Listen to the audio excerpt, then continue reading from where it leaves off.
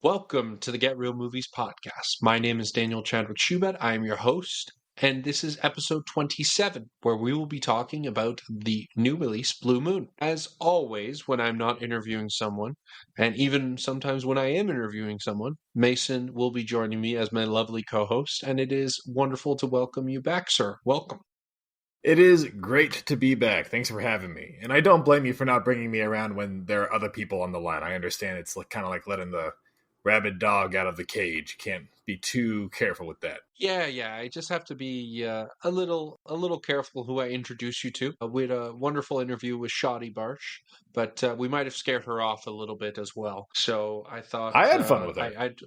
I thought I'd wait until the next interview. I thought I'd wait until the next historian to maybe bring you on, but then I decided to do that without you as well because I talked to the historian who wrote the book behind Nuremberg, which will be one of our next episodes. But I promise the next historian I will bring you on for that guy or that woman. Anyways, Mason, it has been a while. The last time I talked to you was previewing the Toronto International Film Festival, and I've seen quite a few movies since then. So I will let you, as always, lead us off with some of the films that you've been watching that you might want to recommend to the audience. Thank you. So I've got two for right now, and I know that we're going to talk about one of them later, but I do want to give a special shout out to Weapons, which I know a lot of people have already seen, and I'm a bit behind the curve here. But goodness gracious, what a great horror film. It's not even that terrifying, but what sets it apart is just the sheer quality of direction. Like, this is like David Fincher level of direction, and I don't say that lightly, but it's just consistently engrossing and keeping you in the vibes of what it's trying to tell you, and I cannot recommend it enough. So, Weapons for the win. And if I was to put on something for TV, again, I'm behind the curve, but I've recently got into Dark. And if you can get past the German subtitles, then it's very much worth a Netflix subscription to check out the mind-melding world of Dark. It's kind of like a rated R Stranger Things. Highly recommend. Yeah, and it probably doesn't take 5 years between seasons either. Yeah, Maybe that's definitely one worth seeing. yeah. I These do agree with 15-year-old you. kids are like 30 by now. Yeah, Well, hey, if it didn't stop Glee, it doesn't stop Stranger Things, I guess. or Harry But Potter. Yeah, or Harry Potter, exactly. Although they did that pretty quickly. I am proud of them for that. true. I will say though, Weapons I saw in theaters and I was blown away. I'm not a horror fan. Anyone who's been listening to the podcast for a while knows the most I can usually put up with is a psychological thriller. But Weapons was one film that I did truly find quite phenomenal. It was a little scary at times, but nothing too crazy. But I think it was just the expert direction and cinematography, and I heard there were a few other actors attached to it originally, and then they all got replaced because of the strikes. And I'm so glad they did because I can't imagine really anyone else in the roles that Josh Brolin had. And well, I always think of her as Ruth from Ozark, but Julia Yeah, Garner was fantastic as well. So, and Benedict Wong. Whoa, Benedict Wong. I won't spoil anything, but yeah. He's a odd sort in that one. just a little bit, but we won't spoil it for people. But definitely highly recommend that. In terms of films that I want to recommend, one is a film that I saw at TIFF, and that's Roofman. It just came out in theaters this past weekend, right before Blue Moon came out, and all the TIFF films are really coming out now, so it's great to see. But Roofman was one of my favorite films of the festival. I thought it was a career best turn by Channing Tatum. This is one of Derek Cianfrance's more mature offerings that I've seen. I'm a huge fan of Blue Valentine and The Place Beyond the Pines. I think he is one of those directors that is really under the radar for a lot of people. But I think this is definitely his most mainstream film, but it's also his most heartwarming film and one of his more beautiful films as well. I think there's maybe nothing as much to write home about when it comes to cinematography in this film, but I think the script and the acting and the directing all sort of supersede some of his previous entries. And I think this is probably going to be one of my favorite films towards the end of the year. I'm excited to do our end of the year list when they do come up. But I highly recommend if people want to see a good adult dramedy with just wonderful performances throughout and great directing and acting or great directing and writing, then I highly recommend going to see this film. I really loved it. In terms of the other film I wanted to recommend, that is a film that we were both going to talk about a little bit, and that's One Battle After Another. I'm still walking like Sean Penn a little bit, and it's been 2 weeks since I've seen the film now, so I probably need to start chilling out on that. But other than that, I think I have my Halloween costume sorted. I definitely want to be Bob Ferguson, and Really? I Okay. might be having a few small beers on Halloween. So, for all the people who saw One Battle After Another, that was a lot of references for you. But Mason, what did you think of the film? Because I really enjoyed it, and the more I think about it, the more I like it. I never thought I would be stressed out by the ups and downs of a highway. Never was on my bingo card, but this movie achieves that and so many other things, from being both super stressful and almost like a very laid back comedy at the same time. It's like if The Big Lebowski and Gone Girl like had a baby and came out with this really weird Paul Thomas Anderson freaky baby.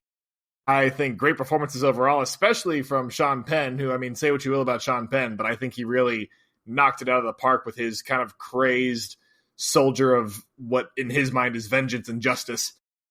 But Leonardo DiCaprio obviously can do no wrong in my mind as well. And the writing itself is just fantastic. It's somehow very political and at the same time apolitical. There's a lot of weird compromising forces that shouldn't work in the same movie, yet somehow they do. It's obviously trying to say a message, but what you take from it very much is up to you.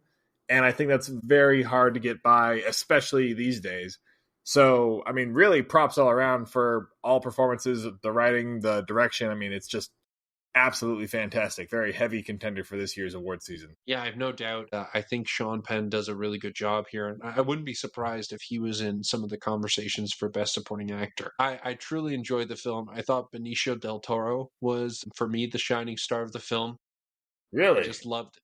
Yeah, I loved every moment he was in it, and I also think in terms of PTA, Paul Thomas Anderson, I think this is definitely his most accessible film since There Will Be Blood. And I I agree think with that. maybe there's an argument to be made that it is his most accessible film ever.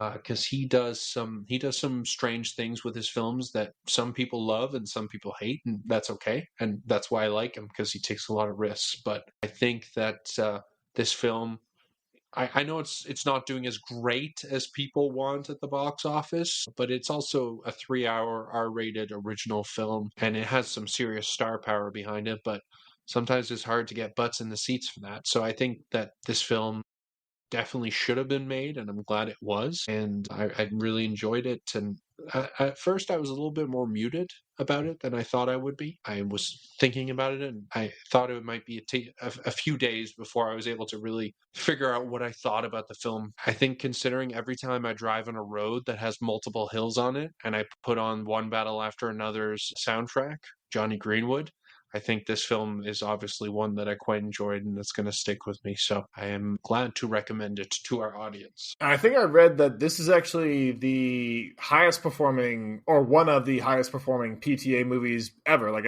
I know There Will Be Blood is probably his magnum opus, but I think this one has gotten the most revenue overall, which is great to see. Yeah. Yeah, it also costs a lot more, though, to be fair, but that's true. I'm glad they made it. And it was made in VistaVision, which I think is really cool. Sadly, I don't live in any of the cities that can show a film in VistaVision, but that's okay. You know, one day. There's one in I'll DC, but I cinema. admit I have not seen it in that. I went to go see the more accessible regular film version. Yeah, for sure. But Mason, we've talked about our recommendations, but I think it's now time that we get into our review, and that is of Blue Moon, which is coming out on Friday. By the time this releases on Monday, it'll have been the opening weekend, so I'm hoping it's making lots of money. But we were very excited to see this film. We got a screener from the wonderful people at Mongrel Media and Sony Classics, so shout out to them. And, thank you, Sony Classics and Mongrel Media. A little sneak peek. Yes, Mason always loves thanking them. And I appreciate the vibes. I appreciate the gift. Yes, indeed. But Mason, before we get into the nitty gritty of it, just give me your general impressions of the film. What did you know about it going in, and what were your thoughts coming out? So what did I know about it going in? I knew extremely little. I knew that the film dealt with Lawrence Hart, who was a big worker with the the Rodgers and Hart Broadway songwriting team, but that was nowhere really on my radar. I mean, I have heard of him before, and I've heard the song Blue Moon before, primarily from Fallout New Vegas. And so I had to do a little bit of research to discover a little bit more about who he was. I knew Ethan Hawke starred in it, and that was about it. So what are my overall vibes? You said that you hope this movie makes a lot of money. I'll make some spoilers here and say that I think this movie was excellent, but there's no way this is going to make a lot of money because it is a artistic character study that is of a very niche individual that, again, some hardcore musical history people will, I'm sure, be all over. But the general public, I don't see flocking to this one, which is really a shame because Ethan Hawke just absolutely nails this. I cannot stress enough how much he's knocked it out of the park. And he's always been an accomplished actor, but holy cow, this is an absolute vehicle for Ethan Hawke in showcasing his complete range, what he can do. It reminds me a lot of Capote in the turn that we had there, again, with that character study and just the absolute transformation of a well-known actor, Philip Seymour Hoffman. I really think that this is showcasing so much of what Ethan Hawke is familiar or able to perform with. And what's even more incredible is that this is releasing side by side with his other film, Black Phone 2, which is a very, very, very different film for him, and he nails both sides of that. So I highly appreciate what was done here. I am already somewhat saddened by what I'm pretty sure will be a disappointing box office return, but I'm glad that they made this regardless. Yeah, and I think this is one of those pieces, I hope it does well because I do really appreciate the art. And I think, Mason, you know this better than anyone. I eat up any talkie movie that's set in one location. Reservoir Dogs, The Hateful Eight, Birdman. It's just my bread and butter, and it's what I love watching. And as much as Ethan Hawke's height is very distracting in this film, and maybe we'll talk about that a little later. I do think this film is very much poetry in motion. It's just you watch it and you can't help but smile a little bit, especially when Ethan Hawke gets cooking and he's going in one of his monologues, and you just can't help but sit there and smile a little bit. And as much as Lawrence Hart, who he plays, is kind of praised a few times during the film as this great listener, the times that I really listened and really got into it was when he was talking and when he was waxing lyrical about all his famous musicals and all the wonderful lyrics he wrote and the good times with Richard Rodgers, and then seeing him be a little jealous and this almost depraved way of lying to himself and lying to everyone around him, except for Bobby Cannavale, the only person he tells the truth to that night. And I really enjoyed it. And I think Bobby Cannavale, as I mentioned, I thought he was really good in it too. But you're completely right. This is Ethan Hawke's film, and I have no doubt that he will generate some serious Oscar buzz with it as well. I think that this is very much his vehicle. And there's a reason that him and Linklater waited for 12 years to make this, which Linklater just has a thing with waiting for 12 years. But he's got to be the most patient director in Hollywood, like first with Boyhood and now with this, right? Yeah, exactly. And that's why I love him. He's another director.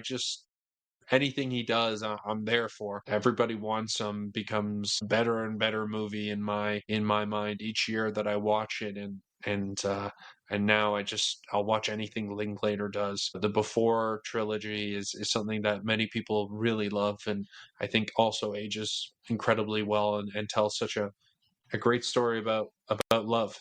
And I think this is very much a story about not only lost love, but it's about what happens when you have friendships that sort of drift away, and it just shows a man who seemingly is dealing with it but hasn't done a very good job. And Ethan Hawke really encapsulates that very well. And I thought Andrew Scott was quite good as well.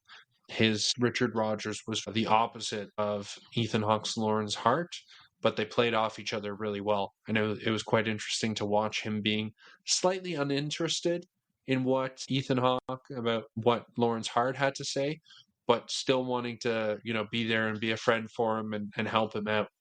And that was quite an interesting watch. It reminded me of when you have an old friend who, used to go out to the bars with, and used to party really hard with, and then, you grow up, you mature, and your life kind of settles down, which is a good thing, and then you see that old friend who's still stuck in what you were doing, and sure, that can be a lot of fun, but you know that you can't really drift back that way, or else things are just not going to go well. I really get that relationship from the two of them here, Richard Rodgers and Lawrence.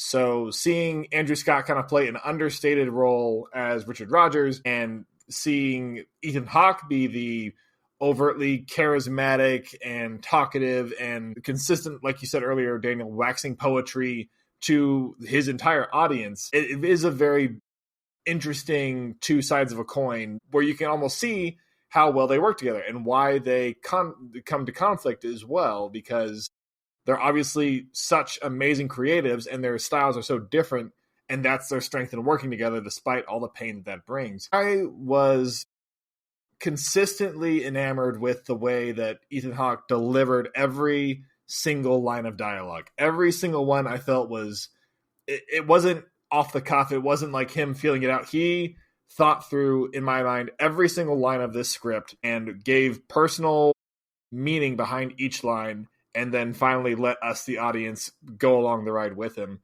There's a part where he is talking about the best line in Casablanca, like, no one ever loved me that much, right? And then when he's later talking to this actress played by Margaret Qualley, who in my mind is the silver medal to Ethan Hawke's gold here. And you know it's coming because he's enamored with this woman, despite being a possible gay person. He's still enamored with this woman, but she very clearly is like, you and I are probably not on the same wavelength. Like, I love you, just not in that way. And he later says, no one ever loved me that much. And you know it's coming because you can see it in his eyes, you can see it in his demeanor, and you know it's just on the tip of his tongue when he's being given this like slight put down. And I just feel so much in his brain with the way that he expresses himself consistently throughout this runtime. For a film that is stuck in one place with a very small cast, with no big explosions or eye-catching moments, it's just people in a bar drinking. It really keeps you captivated the entire time. And that in itself, I mean, really applause all around, from the direction from Linklater to the performances all over. You mentioned Bobby Cannavale. I thought he was the one sticking point for me. Like, he's a great actor as well, and his part was fine. It did feel a bit cliche and just like the classic bartender, like, hey Frank, like let me pour you a shot kind of thing, as he listens to whatever his drunk audience is trying to say, which, is fine. Like, cliches exist for a reason because they work, but I didn't ever really feel captivated by what he was saying, because I felt like he was really just a vehicle to get more from Ethan Hawke in his performance. So nothing against that actor, nothing against that role. I just wasn't necessarily able to really wrap my mind around, like, oh, this guy is anything more than a caricature for the remainder of the players. Well, I think that was the whole point, and that's why I enjoyed him, is because he was there to really just accentuate Ethan Hawke and Lawrence Hart and that character. And he was also there to kind of show the audience that Lawrence Hart had a bit of a problem and that he was there to help. And it seemed like he was the only one that Lawrence Hart actually told the truth to.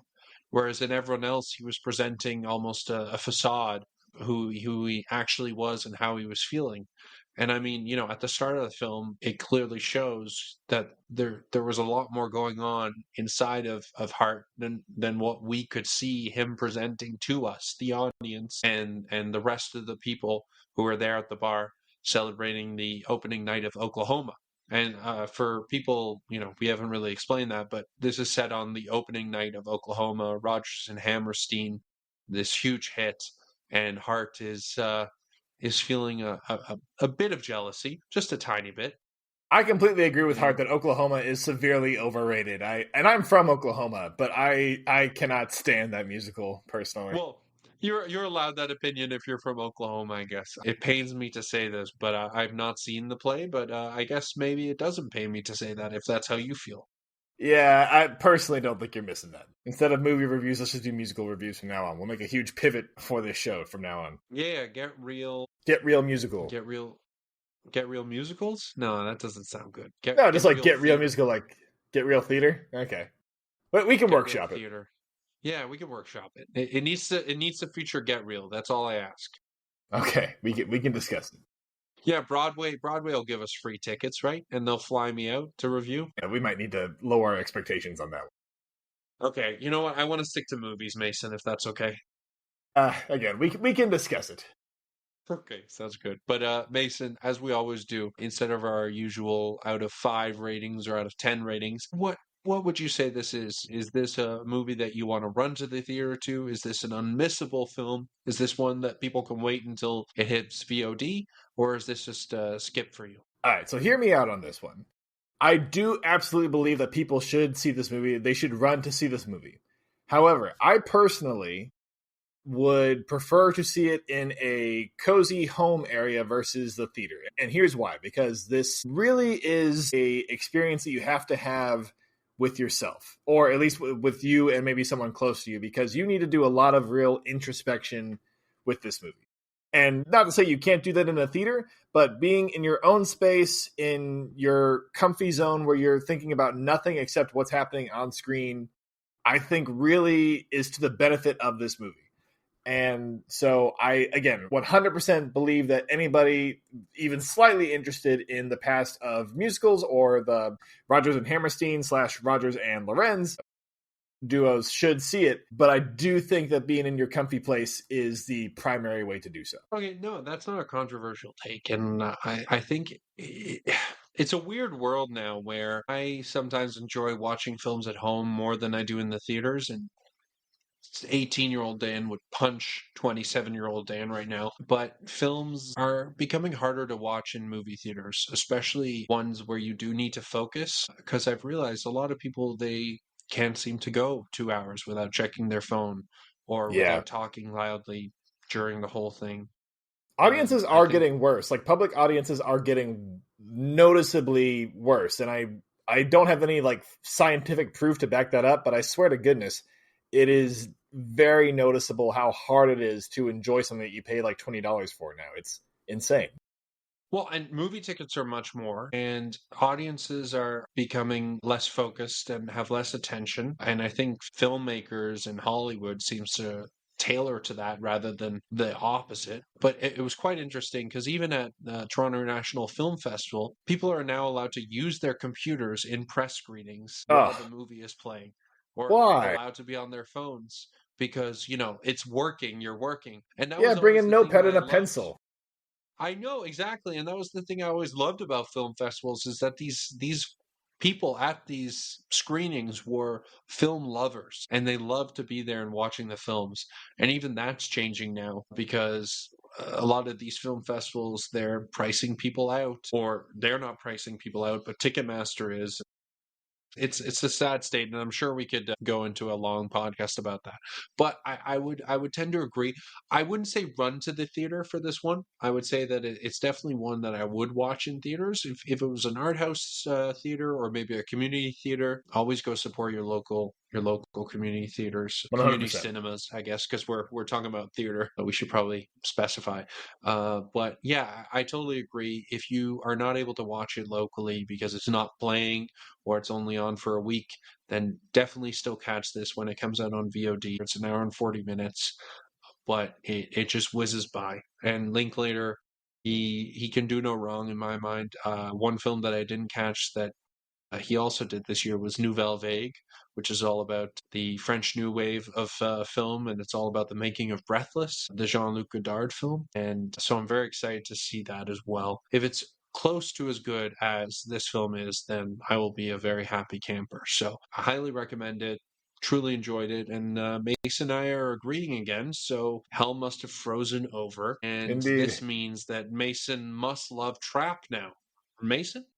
Do not. How dare you prop up this movie so much and then put it in the same category as Trap? Like, oh, this is a good movie.